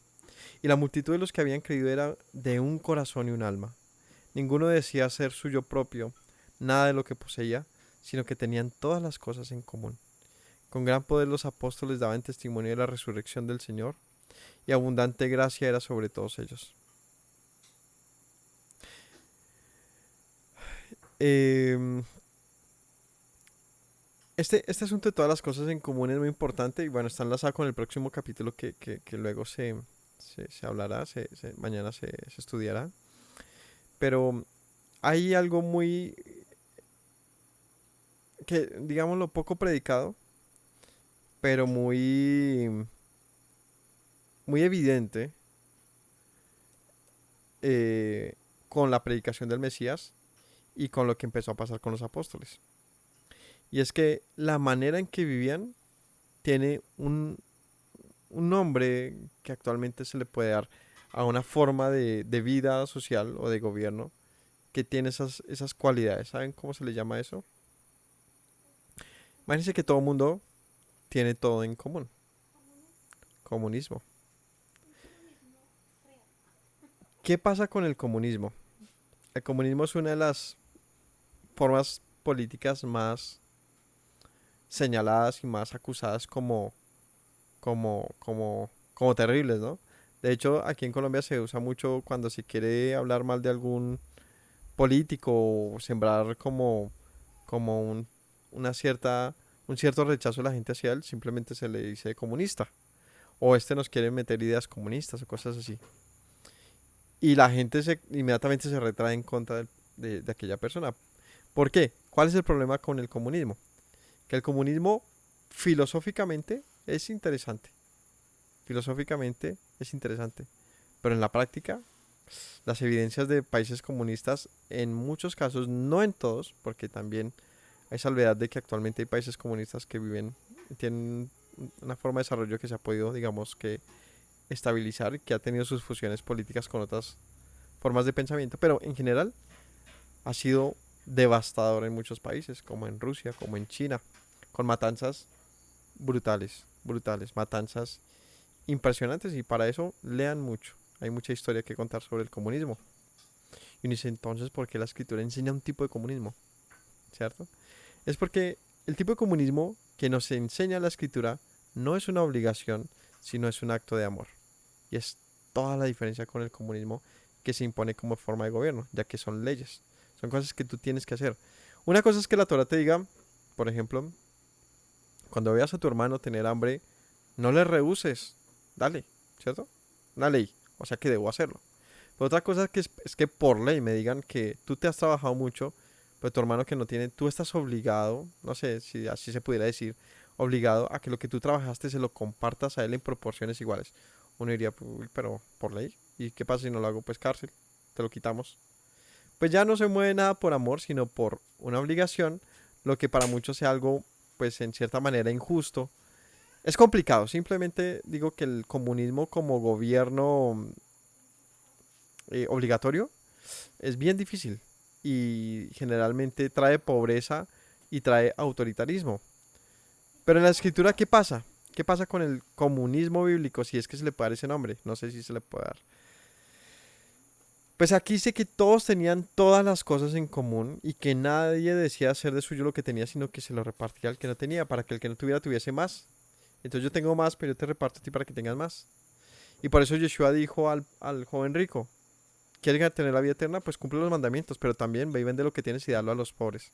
Este tipo de comunismo, instruido por el Mesías y los apóstoles, no era simplemente estar regalándolo todo. Se trataba de hasta qué punto tú valoras lo que tienes como para que puedas compartirlo con otros que en su humildad y en su necesidad puedan estar mejor y simplemente puedas hacerlo por amor. Ellos estaban iniciando un movimiento en medio de gente muy pobre. En medio de gente muy pobre. Así que la gente con heredades, con dinero, con poder, digamos, empezó a querer buscar un lugar similar con la comunidad para poder compartir el Evangelio. Así que querían tener todo en común. Esto es lo más parecido a esto que es la familia, ¿cierto? Lo más importante es la familia. En una casa, el papá trabaja, la mamá trabaja, los hijos trabajan, lo que sea.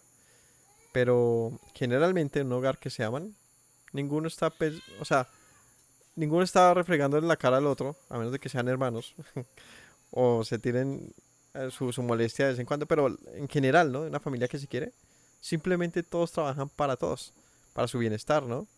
Se trabaja para todos sin querer pretender ser más que el otro, sin importar si aquel gana menos o más que el otro, si aporta más o menos. El punto es, esto lo hago porque es mi casa, porque es mi familia. Algo así ellos se vieron y empezaron a hacerlo sin una demanda de una ley o una demanda de los apóstoles, sino como un compromiso voluntario de cada uno por causa de qué, pues de los hermanos. El punto era este, que si tú crees como yo en el Mesías, si tú te conduces en lo que es justo y te esfuerzas en la vida, y yo puedo compartirte lo que yo tengo porque el Señor me ha bendecido en algo que tú no tienes, ¿por qué no? ¿Por qué no compartirlo y tenerlo en común? Así que se dice aquí que todos tenían un mismo corazón y un alma. O sea, fue un movimiento impecable, muy bonito, y pues la motivación de lo que estaba pasando hacía que esto fuera fácil. Porque no había ningún líder allí administrando esto de manera egoísta o robándolo, ¿no? Que fue lo que pasó con la mayoría de países comunistas, y es que hubo un abuso del poder impresionante.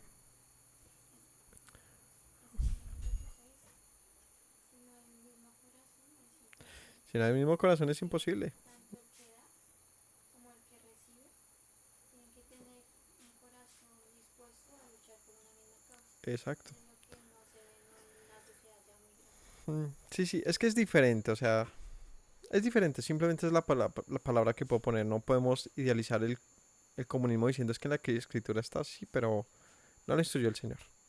Como un mandato de tú te esforzaste mucho, trabajaste mucho, darlo todo por igual, sino en amor, si tú consideras, si tú puedes darle a tu prójimo, pues es un mandato que lo hagas. Pero no como una forma de gobierno, que otra vez es lo que les digo, porque si no así habría estado desde la Torah, sino como un asunto de lo que le nace en el corazón a la gente hacer. Así que la escritura, de hecho, de aquí en adelante, y bueno, con el mismo Mesías siempre se va a insistir mucho en una gran generosidad como un fruto del reino, la generosidad, el ser amplios, el poder dar más de lo esperado, el poder hacer que el hermano esté mejor simplemente porque es otra persona, simplemente porque lo necesita. Entonces la conciencia, ¿no? Pero muy particularmente en esto se refiere es a la causa, tenían una misma causa. Y si tú estás, si es mi hermano, estamos todos en el mismo barco, pues ¿de qué nos sirve aquí ponernos a chicanear que uno tiene más o menos cuando yo puedo ayudar a que otro esté mejor? Más bien reconocer su condición y ayudarle. El caso es que tenían todo en común. Y este todo va a incluir dinero y cosas, ¿no? Dice, con gran poder los apóstoles daban testimonio de la resurrección del Mesías y abundante gracia era sobre ellos. Así que no había entre ellos ningún necesitado, porque todos los que poseían heredades o casas las vendían, traían el precio de lo vendido, lo ponían a los pies de los apóstoles, se repartía cada uno según su necesidad. O sea, no quedaba aquí que el por templo y que para el apóstol o que no. Se repartía según la necesidad de cada uno. Otra vez, tenía una misma causa, eran como una gran familia con el mismo corazón. Tú toda la vida fuiste pobre y humilde, pues ven y yo te suplo un poquito tu necesidad para que tú puedas ir también a predicar, para que también puedas anunciar de que el Señor nos ha pues levantado a todos como un pueblo. Es el poder de... ¿Usted cree que... Vea, pensémoslo así.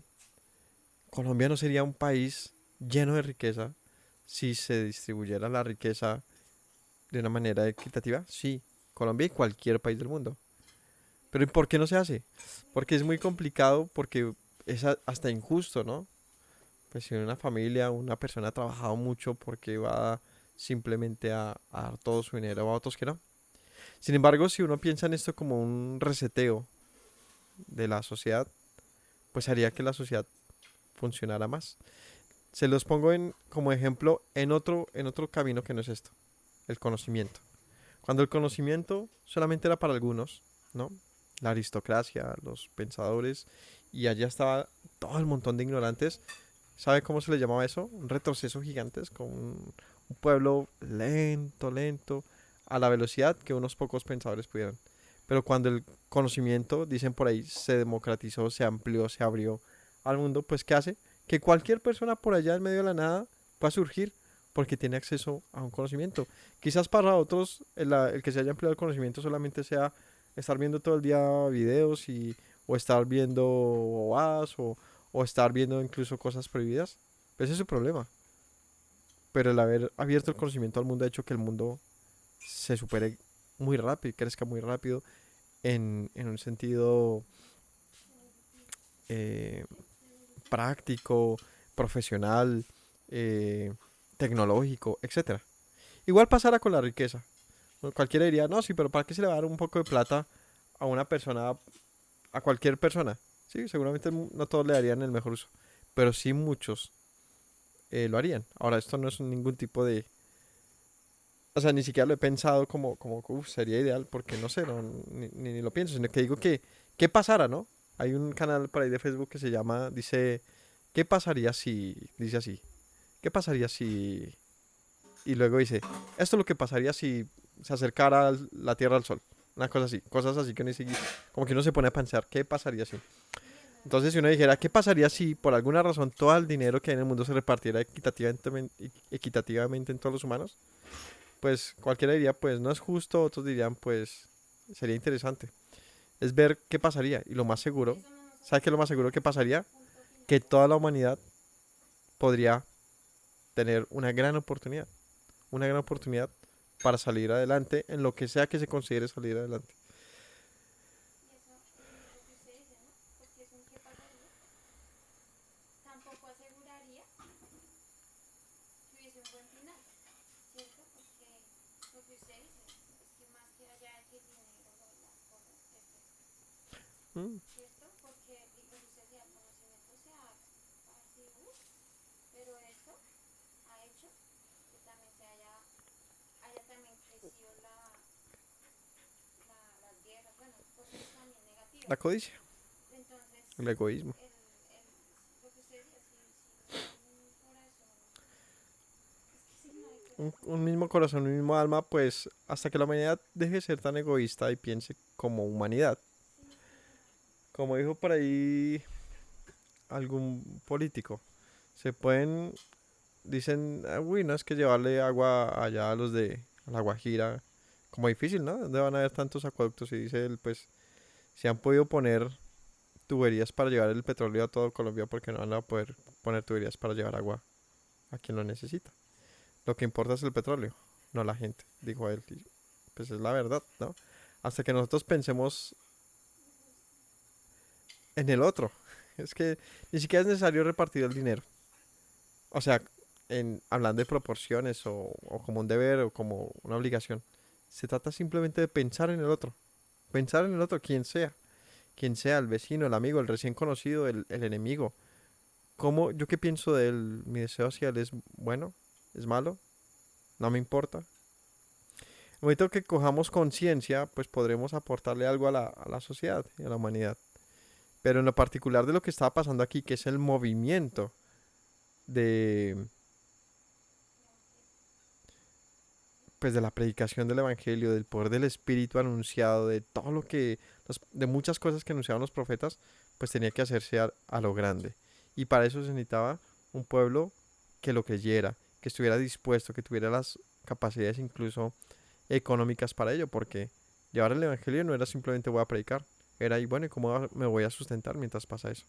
No, el trabajo seguía existiendo, la necesidad seguía existiendo, así que los hermanos empezaron a tener todo en común para que se pudiese hacer esto, ¿no? Dice que aquí entonces, que todo lo ponían a los pies de los apóstoles. Esto no es que se lo regalaban a los apóstoles, no, sino que había una administración de los recursos. Dice que ellos lo repartían según la necesidad de cada persona. Entonces José, a quien los apóstoles pusieron por sobrenombre Bernabé, que traducido es hijo de consolación, levita, natural de Chipre, como tenía una heredad, la vendió y trajo el precio y lo puso a los pies de los apóstoles. Bien, ahí ya vendría el asunto de Ananías y Zafira, que es un caso relacionado a lo mismo, y que pues vamos a ver de qué se trata. ¿Qué es importante aquí mencionar, familia? Pues que no estamos obligados a vender y simplemente yo vendo todo y pues de eso se trata el Evangelio. No, no porque te lo voy a decir en un par de cosas. Primero, yo tengo, digamos, 33 años, no tengo realmente muchas cosas. Y si lo poco que tengo lo vendería, pues sería como yo mismo resetearme a una pobreza que no me va a llevar a ningún lado, primera instancia.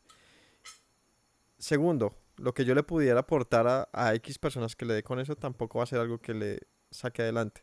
Solamente sería como para que él esté un poco mejor unos días o unos meses.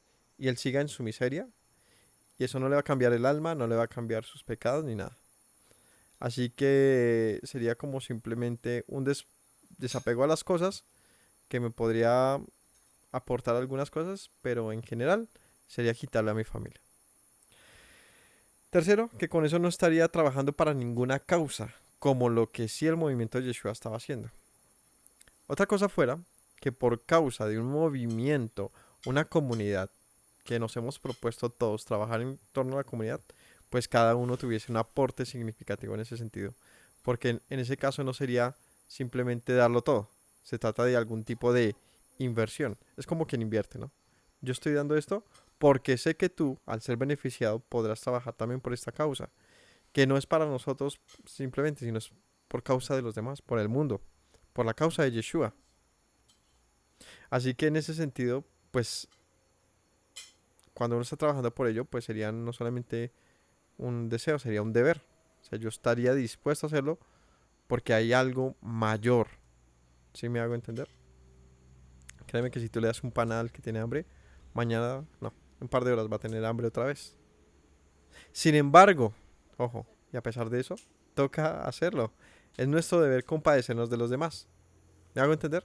El punto es que las cosas se tienen que hacer con sabiduría. Si tú das todo lo que tienes y te quedas sin recursos, pues no hiciste nada, realmente.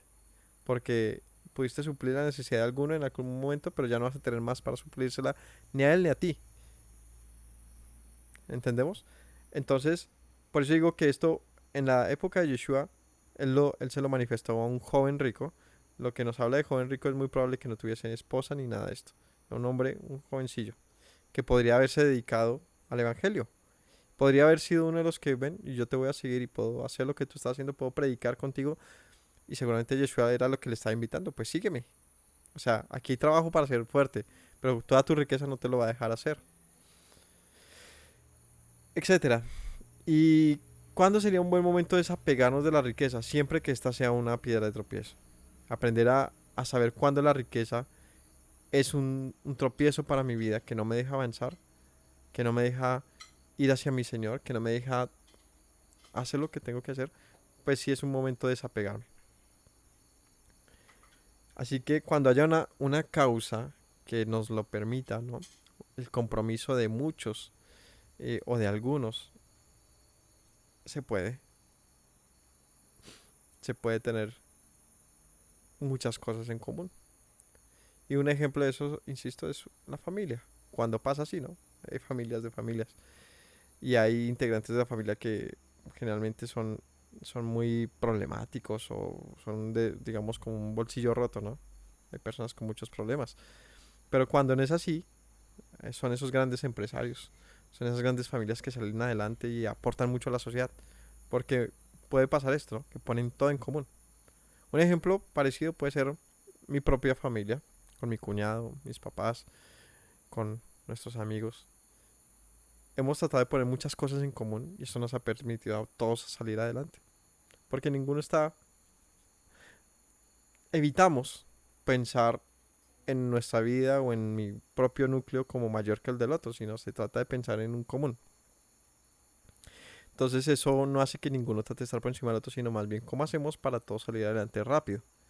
Entonces ese tipo de forma de pensamiento funciona, porque créame que es más fácil, o más bien, se puede mover un árbol cuando hay muchos que una sola persona dándole patadas, ¿no? Si hay muchos, se pueden muchas cosas. Pero para eso hay que tener un pensamiento generoso, amplio y desapegado a las cosas, que es lo que nuestro Mesías nos enseña. El día que la riqueza y la codicia deje de ser nuestro Señor, pues Él será Señor, entonces.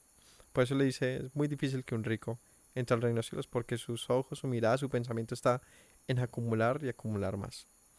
Así que encuentro y entiendo lo siguiente para terminar. Primero, que con la comunidad se pueden tener muchas cosas en común o incluso todo, siempre y cuando la comunidad tenga un mismo corazón y una misma alma, ten tranquilidad. Segundo, que si la riqueza me jala, Yeshua también me dice, déjala entonces tú. O sea, tener el dominio propio, decir, no, es que yo quiero más poder, yo quiero más negocios y más empresas y más dinero.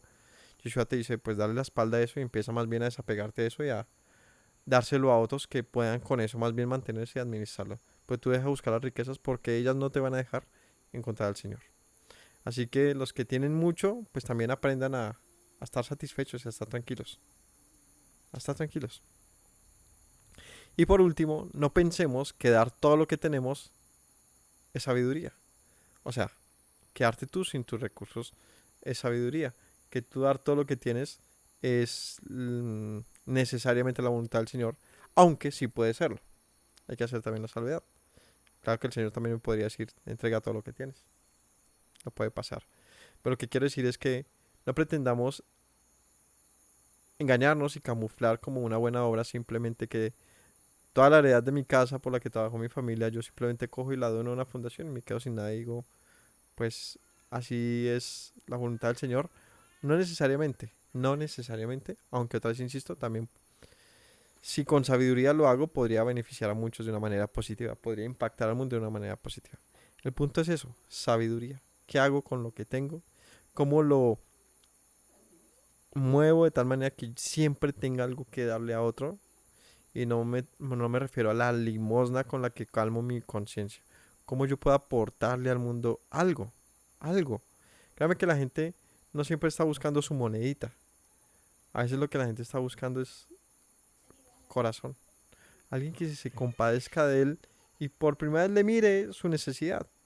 Y no como un asunto de cómo salgo de él para este momento. Pues mira si tiene una moneda. Como cómo salir del momento. Que a veces somos nada más que eso. Y pensamos que eso es una obra de justicia. Eso solamente es un acto incluso de... ¿Cómo es que se le llama a una persona que hace eso? Como de soberbia, es como déspota, es como odioso. Y uno hace eso como un acto incluso sin darse cuenta, ¿no? Uno está ahí en su carro o en el parque y ve a alguien, le pide una moneda, uno ni siquiera mira a la persona para no sentir la confrontación, decirle no tengo o no quiero darte o solamente tengo esto o lo que sea, que el momento que uno quiera o no hacer en ese momento. Por lo general que hace la gente es no mirar. Y es donde uno dice, y si da dinero, muchas veces es como que sacó y le dio y siguió su camino, su conversación. Salió el momento y dice, eso nada tiene que ver ni con la compasión, ni tiene nada que ver con la generosidad, ni tiene nada que ver con el amor. Eso simplemente son conductas, hasta otra vez digo, soberbias y eh, odiosas que podemos tener. Cuando des algo, dalo con amor. Mira a la persona, convérsale si es posible, siéntalo a tu mesa. La gente anda tan miedosa y precavida y cohibida de todo como si todo el mundo fuera un ladrón y un asesino que deja de hacer lo que tiene que hacer por pensar que al invitarle a alguien a comerse algo lo van a atacar, le van a quitar las cosas.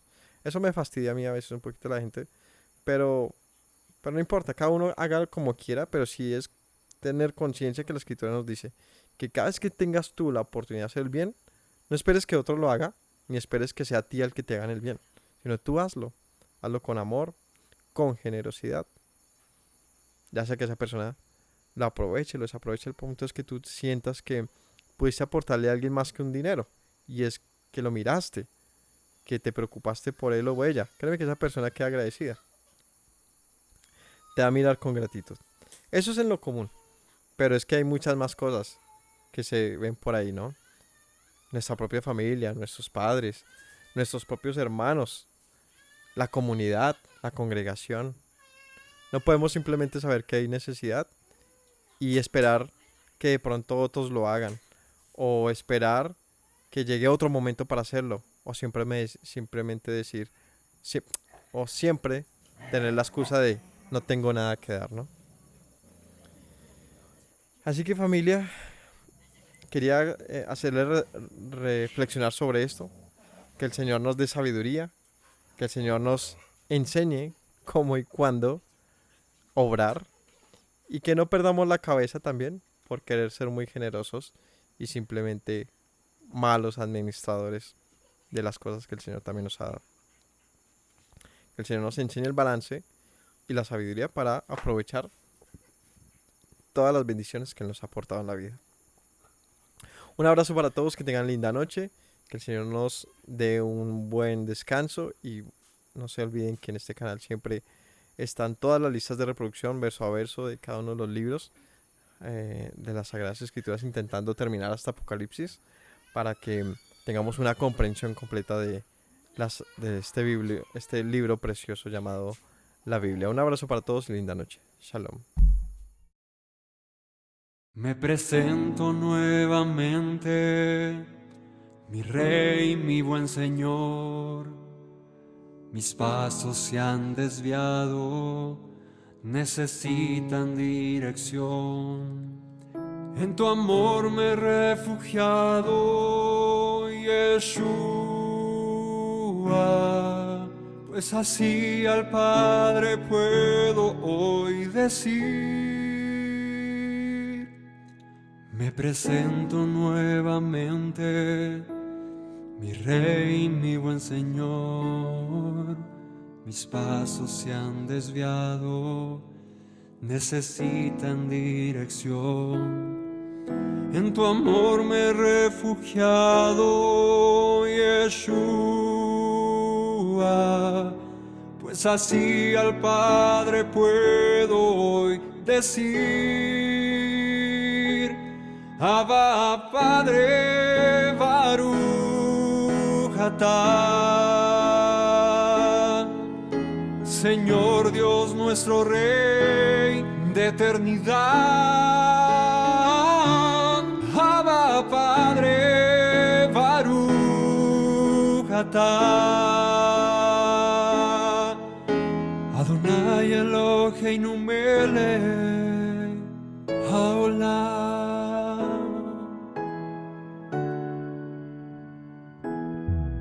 Me presento nuevamente, mi Rey, mi buen Señor. Mis pasos se han desviado, necesitan dirección. En tu amor me he refugiado, Yeshua, pues así al Padre puedo hoy decir. Me presento nuevamente, mi Rey, mi buen Señor. Mis pasos se han desviado, necesitan dirección. En tu amor me he refugiado, Yeshua, pues así al Padre puedo hoy decir: Abba, Padre, Baruch atah. Señor Dios nuestro Rey de eternidad. Abba, Padre, Baruch atah. Adonai